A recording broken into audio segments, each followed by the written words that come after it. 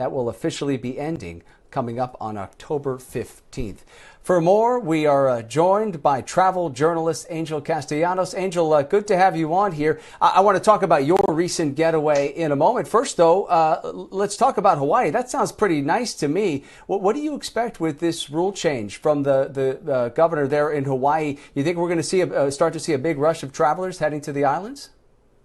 You know, we might start to see a big rush in bookings to the islands, especially for the holiday, because the prices are so low. But this is about the third time that they've changed that ruling. So I think travelers still have to be a little bit patient and be flexible enough to change their tickets or cancel their trips if it does get pushed back even further.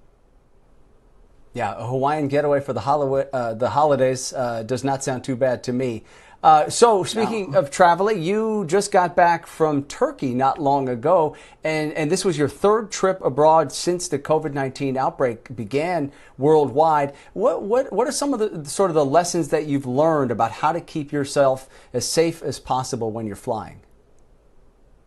Well, I think it's really important that every traveler speak to their doctor and make sure that you're healthy enough to travel. And even if a country doesn't require testing upon arrival, I still like to get tested before I travel and after, just to make sure that I'm not spreading anything.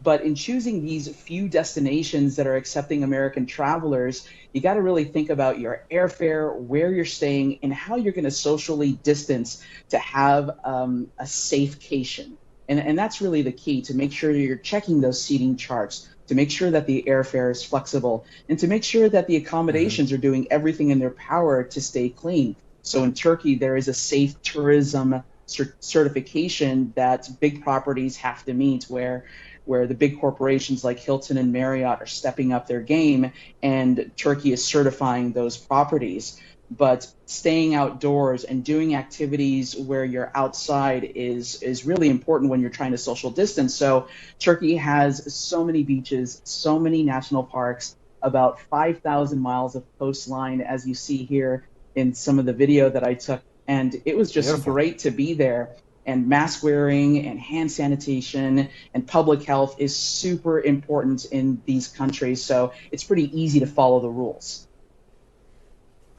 Overall, do you feel like American travelers are starting to feel more and more confident about flying? I mean, obviously, we saw, the number of people who were flying somewhere would just plummet. Are we growing a little bit more confident, and you think that confidence will continue to grow?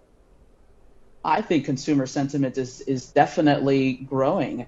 Analysts are predicting that about 78% of travelers have something planned for the future. And the TSA reported that on Labor Day weekend, more travelers were in airports than any other weekend since March. So the demand is certainly there. And I think certain international airlines are doing a lot more than the US-based airlines to give travelers that confidence. Like when I flew on Qatar Airways, they handed me a face shield. And I see a lot more PPE kits being handed out by international airlines than here in the United States.